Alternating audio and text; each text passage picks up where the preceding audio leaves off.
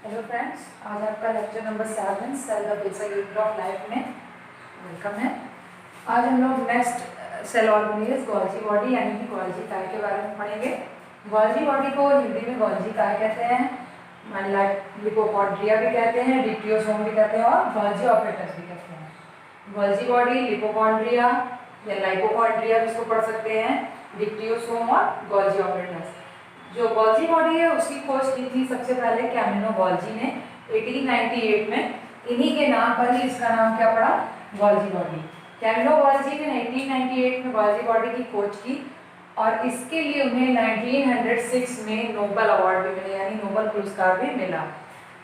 1898 में Camillo Golgi ने Golgi body की खोज की और 1906 यानी कि 1906 में नोबेल अवार्ड भी मिला। किसको? कैमिलो गोल्जी को। फिर हम बात करते हैं इसका स्ट्रक्चर के बारे में। ये जो होती है ये चपटी, मुड़ी हुई और थैलीनुमा संरचना का समूह होती हैं। चपटी होंगी, मुड़ी हुई होंगी और थैलीनुमा यानी कि बैग लाइक स्ट्रक्चर होगा इनका, और उसका एक ग्रुप होगा। उस तरह की ये होती है गोल्जी बॉडी जो होती है। फिर नेक्स्ट पॉइंट, पूर्व केंद्रीय कोशिका में नहीं पाई जाती, यानी कि जो प्रोकैरियोटिक सेल है, पूर्व केंद्रीय से मतलब है हमारे यहाँ पे प्रोकैरियोटिक सेल से। प्रोकैरियोटिक सेल यानी कि जिन कोशिकाओं में केंद्रक स्पष्ट रूप से दिखाई नहीं दे रहा है उसमें ये नहीं पाई जाएंगी। फिर फोर्थ पॉइंट, ये सिस्टर्नी और रिक्तिका की बनी होती है। यानी सिस्टर्नी का क्या मतलब होता है और रिक्तिका का क्या मतलब होता है, हम यहाँ पे समझते हैं। रिक्तिका यानी वैक्यूल और सिस्टर्नी मतलब एक चपटी तरह का आवरण होता है, जैसे कि यहाँ लिखा हुआ है एक चपटा आवरण होता है या झिल्ली होती है जो एक तस्तरी नुमा होती है। यानी कि सीधी सी बात बोले तो फ्लैट डिस्क लाइक स्ट्रक्चर जो होता है वो होता है सिस्टर्नी। कुछ इस तरह से बना होता है ये स्ट्रक्चर।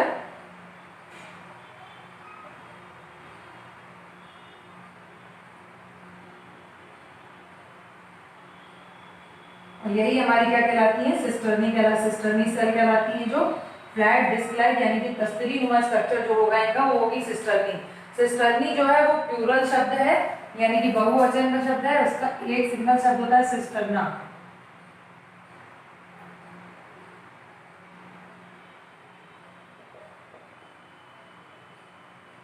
सिस्टर्नी जो है ये प्लूरल है और सिस्टर्ना जो है वो सिंगुलर है।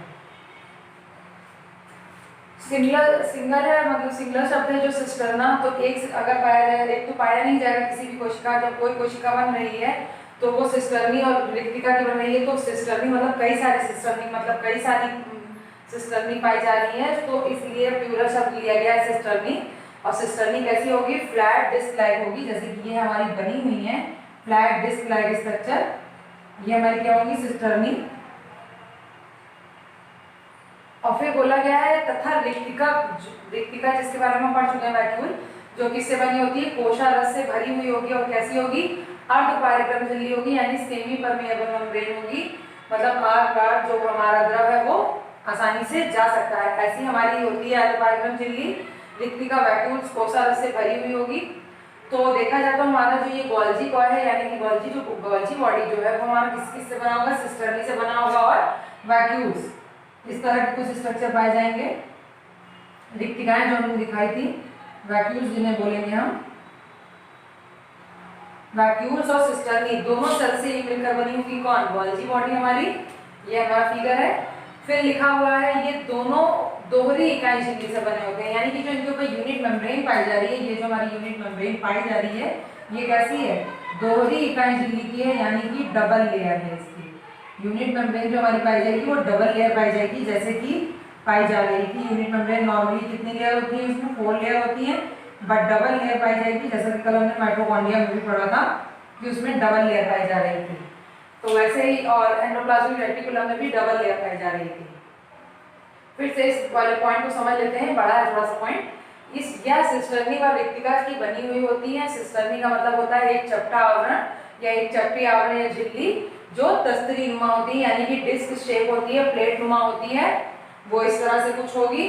तथा रिक्तिका जो होगी, वैक्यूल जिसको बोला गया है, वो किससे फिल होगी, कोशारस यानी कि सेल सैक से फिल होगी और एक अर्ध पाइरिफरम झिल्ली की बनी हुई होगी। जो यहाँ पर ये ब्लैक वाले मार्कर से डिनोट किया गया वैक्यूल यानी रिक्तिका को, ये दोनों दोहरी इकाई झिल्ली से बने होंगे, यानी कि इनके पास जो यूनिट मेम्ब्रेन पाई जा रही है, इकाई झिल्ली जो पाई जा रही है, प्लाज्मा मेम्ब्रेन जो पाई जा रही है, कोशिका झिल्ली जो पाई जा रही है, वो किसकी बनी होगी? दोहरी बनी होगी, दोहरे परत की बनी हुई होगी, इसलिए लिखा गया ये दोनों दोहरी इकाई झिल्ली से बने होते हैं। फिर नेक्स्ट पॉइंट है, ये अंतःप्रदवी जालिका से संबंधित होती है क्योंकि इनकी उत्पत्ति इन्हीं से हुई है। अंतःप्रदवी जालिका यानी कि मतलब ईआर, एंडोप्लाज्मिक रेटिकुलम।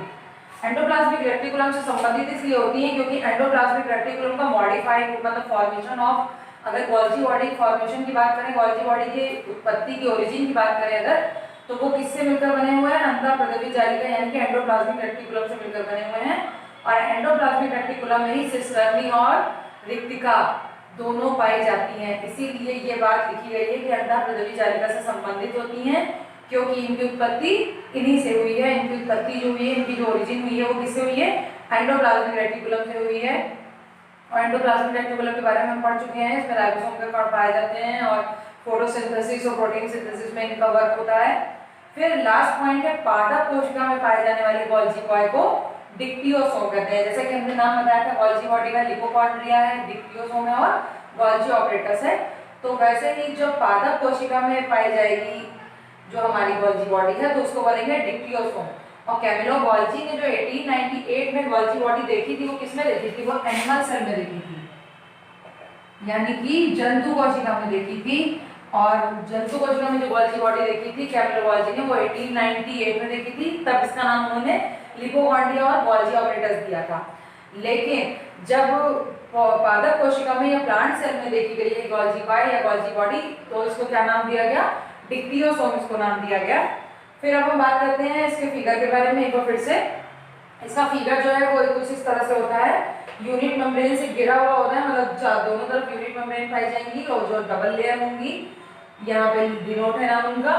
फिर इसमें वैक्यूल्स पाए जाएंगे और सिस्टर्नी पाई जाएंगी। सिस्टर्नी आप समझ सकते हैं, अब ये आपको बताया गया है कि ये एक फ्लैट प्लेट नुमा संरचना होती है, दस्तरी नुमा संरचना होती है, और एक ये क्या करती है? आवरण, झिल्ली होती है एक तरह से। सिस्टर्नी पाई जा रही है ये दो तरह की, ये दिखाया गया है यहाँ पर। फिर वैक्यूल्स पाए जाएंगे, छोटी छोटी रिक्तिकाएं पाई जाएंगी, और हम लोग जानते हैं कि छोटी छोटी रिक्तिकाएं मिलकर एक बड़ी रिक्तिका का निर्माण करती हैं। और 90% रिक्तिका यानी 90% भाग जो होता है रिक्तिका को किसमें पाया जाता है? पादप कोशिका में पाया जाता है। 90% जो भाग होगा हमारा वो पादप कोशिका में पाया जाएगा। फिर हम एक और बात कर लेते हैं कि जो गोल्जी का जो स्टॉक होता है, यानी कि गोल्जी का जो वृंत होता है, जो गोल्जी बॉडी बनती है, वो 20 सिस्टर्नी से मिलकर बनी होती है। 3 से 20 सिस्टर्नी से मिलकर बनी होगी।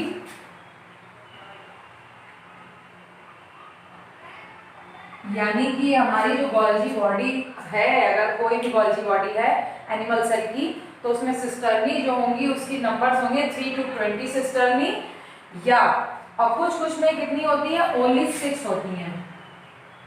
जो रेयर प्लांट होंगे, जो रेयर एनिमल होंगे, जिनकी जो लाइफ लाइन है या लाइफ स्पैन है वो कम है अगर, तो उनकी जो गोल्जी बॉडी होगी वो होगी सिर्फ 6 उसमें सिस्टर्नी पाई जाएंगी।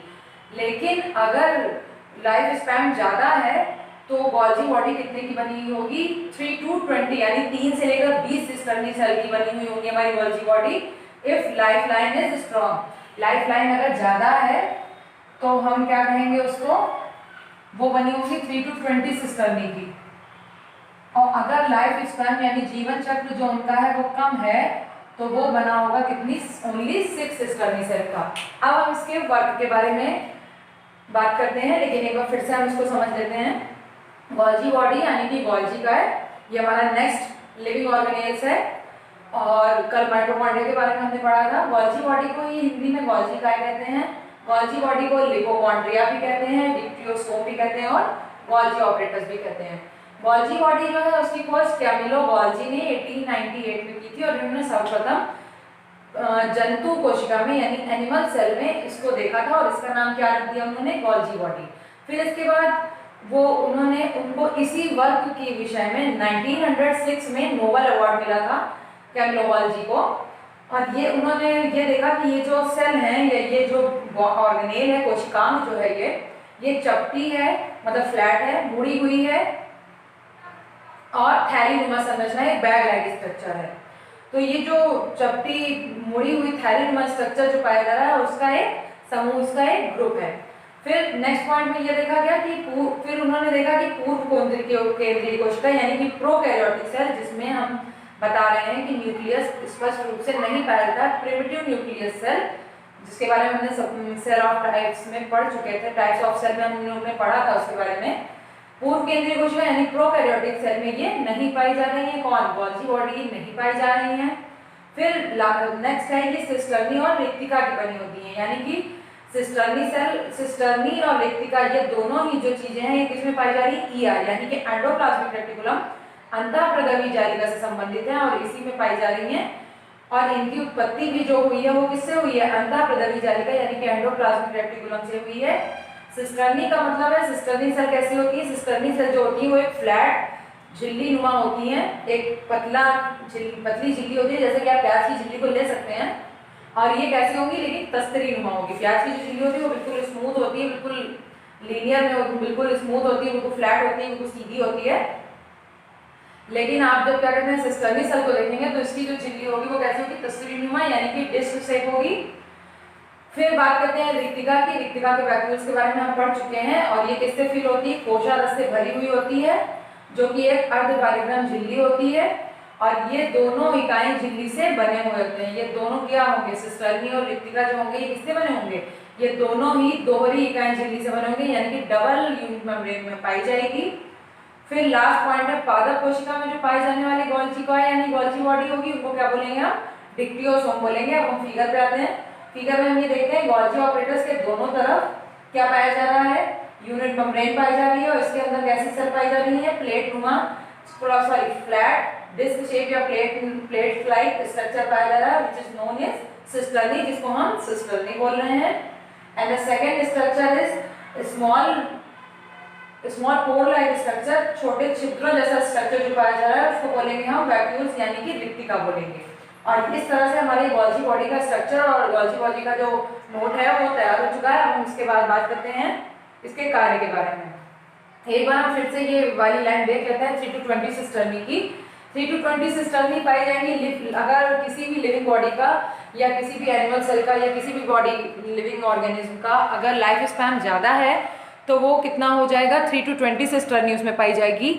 और अगर किसी भी ऑर्गेनिज्म का लाइफ स्पैन कम है तो उसमें केवल 6 सिस्टर्नी सेल पाई जाएंगी। अब हम इसके वर्क के बारे में देखते हैं। तो अब हम बात करते हैं गोल्जी कॉय यानी गोल्जी बॉडी के वर्क कार्य के बारे में। गोल्जी कॉय यानी गोल्जी बॉडी का जो वर्क है उसका सबसे पहला वर्क है सिक्रीशन यानी कि श्रावण करना, किसी भी चीज को श्रावित करना। और वो क्या क्या श्रावित करता है? विकर यानी कि एंजाइम, रेजिन और गोंद का श्रावण करता है। इन दोनों चीज को समझने के लिए हम कुछ टाइम लेंगे। गोंद यानी कि गम, जनरली हम लोग जानते हैं गोंद जो है गम है जो उसको काम कॉपी किताब को चिपकाने में किया जाता है। बट रेजिन जो होता है वो किससे बना हुआ होता है? वो बना हुआ होता है हमारा गोंद जो हमारा बना होता है वो किससे बना होता है? रेजिन से बना होता है। और रेजिन जो होती है वो वृक्षों की छाल यानी कि जो पेड़ों की जो छाल होती है उस पर पाया जाने वाला एक मोटा हाइड्रोकार्बन होता है। और वैसे तो रेजिन किशमिश को भी बोलते हैं, लेकिन अगर आप किशमिश को समझ रहे हैं तो आपको रेजिन समझने में दिक्कत नहीं होगी, क्योंकि किशमिश के बाहर की अगर झिल्ली हटा दी जाए और अंदर का उसका अगर तरल देखा जाए तो वो गोंद से कहीं मोटा होगा। तो वैसे जो रेजिन होती है वो रेजिन से ही हमारा गोंद बनता है। और रेजिन जो हमारी प्राप्त होती है मुख्यतः वो हमारी होती है चीड़ और कोनिफर के प्लांट से। चीड़ यानी कि पाइन का प्लांट और कोनिफर के प्लांट से प्राप्त होती है हमारी कौन? रेजिन। और ये ज्यादातर पाई जाती है वृक्षों की छालों पर पाई जाती है।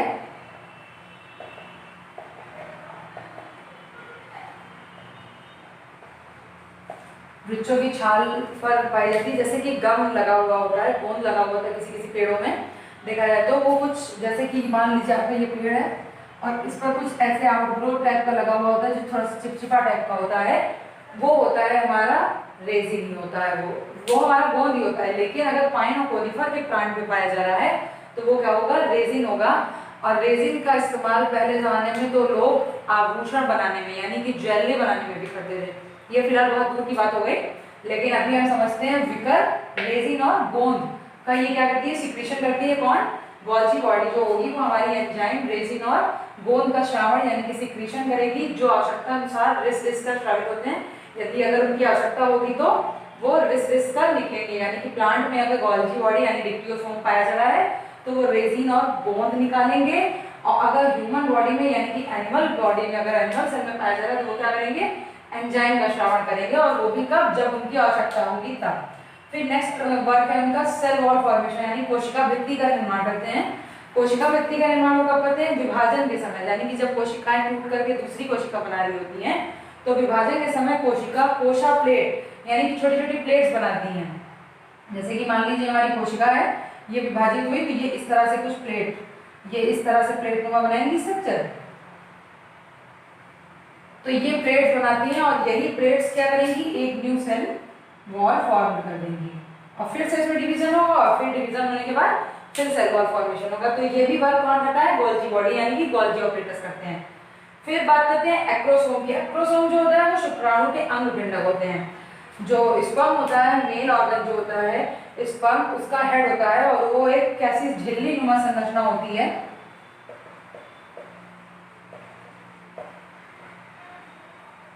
वो भी हमारी किसकी बनी होती है, वो हमारी बनी होती है गोल्जी बॉडी यानी कि गोल्जी ऑपरेटर्स की बनी हुई होती है।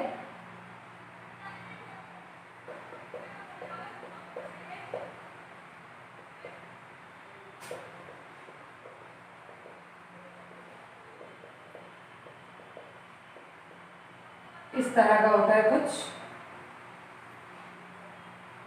स्ट्रक्चर, ये हमारा न्यूक्लियस पाया जाता है, और ये इस तरह का जो स्ट्रक्चर होगा स्पर्म में, मेल ऑर्गन में एक्रोसोम, जिसके ऊपर झिल्ली चढ़ी हुई होती है ये, और ये झिल्ली जो होती है वो किसकी बनी होती है, गोल्जी ऑपरेटर्स की बनी हुई होती है, यानी कि शुक्राणु के अंग पिंडक में भी इसका कार्य होता है। और ये जो स्पर्म का हेड होगा एक्रोसोम जिसको बोला जाता है, अगर नॉर्मली आपसे कोई पूछता है एक्रोसोम व्हाट इज एक्रोसोम, तो आप बोल सकते हैं sperm head is known as acrosome. वो किसका बना हुआ होगा, गोल्जी ऑपरेटर से बना हुआ होगा। फिर हम हार्मोन की बात करते हैं जो कि इसका लास्ट वर्क है। हार्मोन का भी श्रावण करती है, और एनिमल में गोल्जी कॉय नाम का एक हार्मोन पाया जाता है जिसका ये सिक्रीशन करती है। सो एक बार हम फिर से इसके वर्क्स को देख लेते हैं। सबसे पहला वर्क है इसका सिक्रीशन यानी कि श्रावण, श्रावित करना। विकर एंजाइम को श्रावित करती है, रेजिन और गोंद को श्रावित करती है। रेजिन को बताया हमने वृक्षों की छाल से पाया जाता है, और रेजिन से ही गोंद बनती है। अगर आप नॉर्मली आप रेजिन देखना चाहते हैं तो किशमिश में भी देख सकते हैं, और अगर हार्ड रेजिन देखना चाहते हैं, सूखी हुई रेजिन देखना चाहते हैं, तो जो लड्डू में गोंद पड़ते हैं, हमारे लड्डू में गोंद पड़ता है, आप लोगों को नहीं पता होगा तो आप लोग अपने मम्मा से पूछ सकते हो। उसमें जो गोंद पड़ता है लड्डू में, खाने वाली चीज होती है, वो जिस तरह से जितना हार्ड होता है, वो एक्चुअल में हार्ड बोलते हैं उसको गोंद नहीं है, पर वो एक्चुअली में होता क्या है, वो हमारा रेजिन होता है। और रेजिन नॉर्मली किन पेड़ों में बहुत अच्छे से देखा जाता है, पाइन और कोनिफर के प्लांट्स में अच्छे से देखा जाता है, और ये लगे होते हैं वृक्षों की छालों पर। जैसे कि मान लीजिए ये वृक्ष है, इसकी बाग जो होगी यानी कि जो तने होंगे इसकी बाग पर ही लगे हुए होते हैं, एक तरल बिल्कुल द्रव्य पदार्थ होता है, ये होता है रेजिन, और इसी से हमारा गोंद बनता है। का श्रावण करते हैं, मतलब अगर प्लांट होगा तो उसमें रेजिन और गोंद का श्रावण करेंगे कौन, गोल्जी बॉडी यानी डिक्टियोसोम। लेकिन गोल्जी बॉडी जो होगी वो एंजाइम का काम करेगी। हम पता है कि हमने दोनों अलग अलग नाम बोला है, लेकिन अभी हमने इसके पहले बताया था कि प्लांट सेल में अगर गोल्जी बॉडी पाई जा रही है तो उसको बोलेंगे हम डिक्टियोसोम, अगर एनिमल सेल में गोल्जी बॉडी पाई जा रही है तो हम उसको बोलेंगे गोल्जी बॉडी, लिपोकॉन्ड्रिया और गोल्जी ऑपरेटर्स, कोई भी बोल सकते हैं। तो गोल्जी बॉडी जो एनिमल सेल की होगी उसको एंजाइम सिक्रीट करेगी, बट प्लांट की जो डिक्टियोसोम होगा यानी कि गोल्जी बॉडी जिसका दूसरा नाम डिक्टियोसोम है, प्लांट सेल में बोला जाएगा, तो डिक्टियोसोम जो होगा वो हमारा क्या करेगा, रेजिन और गोंद का श्रावण करेगा, सिक्रीशन करेगा, जो आवश्यकता अनुसार इसका श्रावित होगी, उसकी जब भी आवश्यकता होगी तब वो श्रावित हो सकता है। फिर नेक्स्ट पॉइंट है सेल वॉल फॉर्मेशन, कोशिका भित्ति का निर्माण करती है। विभाजन के समय यानी कि जब भी उसकी डिवीजन होगी, जब वो कई कोशिकाएं बढ़ करके दूसरी नई कोशिका बना रही होंगी, तो विभाजन के समय क्या बनाएंगी, ये सेल प्लेट्स बनाएंगी। जैसे कि हमने इस फिगर में दिखाया है, ये हमारे सी की डेथ में सेल प्लेट है, सेल प्लेट्स बनाएंगे, और सेल प्लेट्स जो एक एक सेल प्लेट्स होगी वो क्या करेंगी, एक न्यू सेल वॉल यानी कि एक नई कोशिका भित्ति या कोशाभित्ति फॉर्म करेगी यानी कि बनाएगी। फिर एक्रोसोम की बात करते हैं। एक्रोसोम को शुक्राणु के अंग पिंडक यानी कि स्पर्म हेड भी कहा जाता है। ये झिल्ली नुमा एक आकृति होती है जो किससे बनी होती है, गोल्जी ऑपरेटर से बनी होती है, जैसा कि इस फिगर में दिखाया गया है।